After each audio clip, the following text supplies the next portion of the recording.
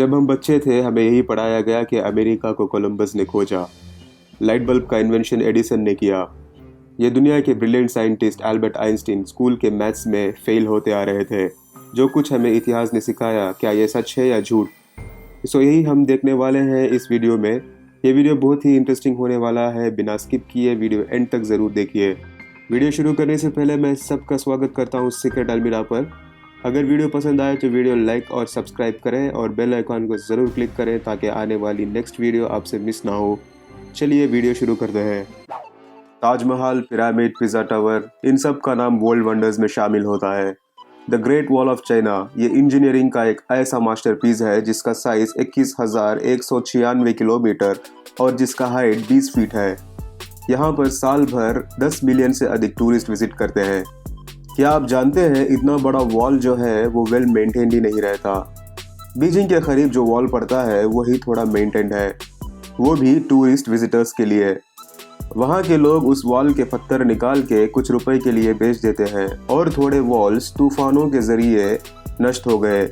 साल 2012 तक तकरीबन 22% वॉल्स नष्ट हो गए इन तूफानों और इन आदमियों के वजह से। हमें सब ये पता है कि स्पेस से the great wall of China देख सकते हैं, है ना? लेकिन ये सच नहीं है। क्या आप जानते हैं नासा क्या कहता है इस बारे में? वो कहता है दिखता ही नहीं। उन्होंने एक सिंपल उदाहरण देकर कहा, अगर हम सर के बाल को 3 किलोमीटर के डिस्टेंस से देखें तो क्या वो दिख सकता है? नहीं ना। स्पेस स्टेशन से भी कुछ ऐसा ही है। 1754 में ये स्पेस का रूमर स्टार्ट हुआ था और आज तक हमें ये मिलता आ रहा है। अगर आपसे कोई ये कहे तो आप बिल्कुल भी यकीन और बिलीव मत करना। क्या आप जानते हैं 1950 के टाइम पर सिगरेट कंपनीज अपनी सिगरेट बेचे ये कहकर सिगरेट सेहत के लिए अच्छा है। उस टाइम सिगरेट कंपनीज को डॉक्टर्स के पास परमिशन लेना पड़ता था सर्टिफिकेशंस के लिए। फिर उन्होंने डॉक्टर्स को ही यूज़ करके एडवर्टाइज किया उनके प्रोडक्ट को। 1951 में डॉक्टर्स यही ब्रांड स्मोक करते हैं कहकर एडवर्टाइज भी किया गया। उससे पहले 1948 में ये कंपनी ने कहा हमारी सिगरेट डेंटिस्ट से रिकमेंडेड है। अरे ये छोड़िए, 1920 और 1930 में ये ब्रांड ने कहा अगर आप ये सिगरेट स्मोक करोगे तो आपका वॉइस खूबसूरत और स्वीट हो जाएगा। हद है यार, कुछ भी। 1950 में 70 मिलियन से अधिक अमेरिकन स्मोकिंग के एडिक्ट हो चुके थे। उसका मतलब आधे अमेरिकन स्मोक करते थे। 1950 के बाद बहुत से रिसर्चर्स ने कहा धूम्रपान करने से कैंसर होता है। फिर क्या, सिगरेट कंपनीज अपना एडवर्टाइज टैक्टिक्स चेंज किया उनके ब्रांड के सिगरेट के लिए। अगर आपसे कोई कहे धूम्रपान सेहत के लिए अच्छा है तो कहना कि वो सरासर झूठ है। अगर हमें याद है तो हमको पता होगा लाइट बल्ब का इन्वेंशन थॉमस अल्वा एडिसन ने किया था और ऐसे हजारों चीज़ का इन्वेंशन उन्होंने किया। पर सच ये है कि लाइट बल्ब का इन्वेंशन अलेक्जेंड्रो वोल्टा 1800 में ही कर दिए, जो कि फाउंडर ऑफ लाइट बल्ब निकले। इस वक्त थॉमस एडिसन अभी पैदा भी नहीं हुए थे।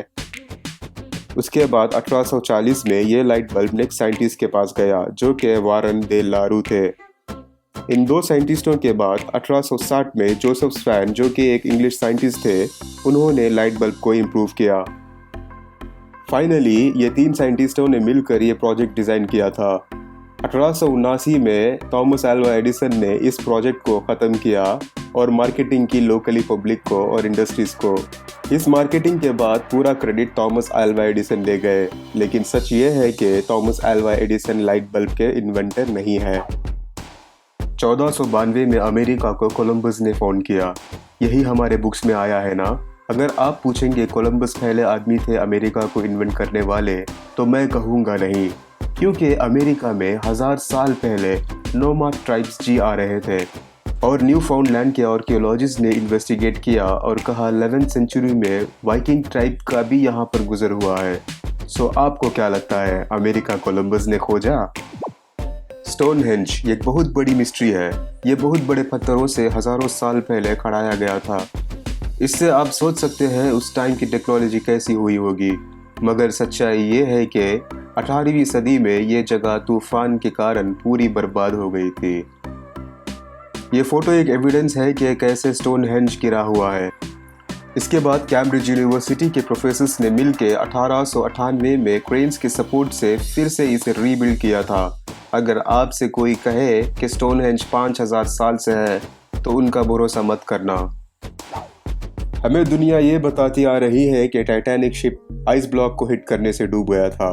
तकरीबन 100 साल पूरे हो गए इस मिस्ट्री को, पर विज्ञानी अभी भी इसकी असल वजह जान कर रहे हैं कि कैसे टाइटैनिक डूबा।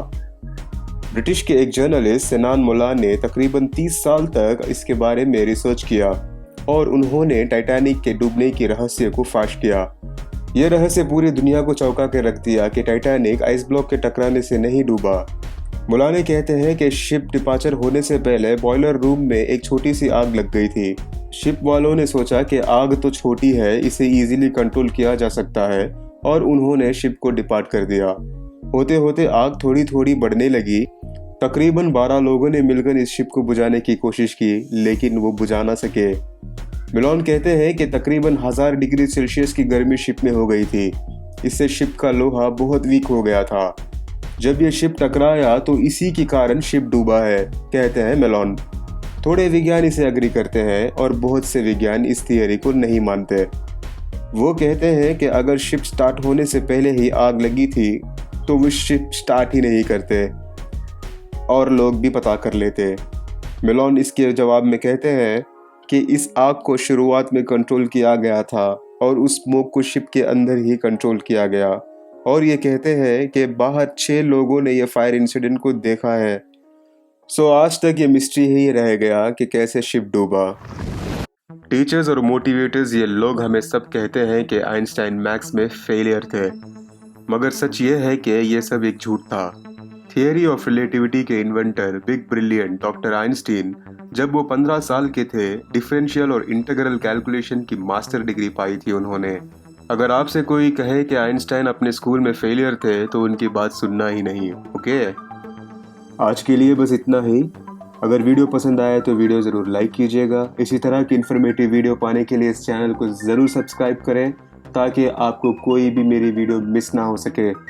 अब मैं मिलूँगा आपसे एक नई इंटरेस्टिंग वीडियो में। तब तक के लिए अपना बहुत सारा ख्याल रखिएगा। Thank you for watching this video. Allah हाफिज़, सत श्री अकाल, नमस्ते।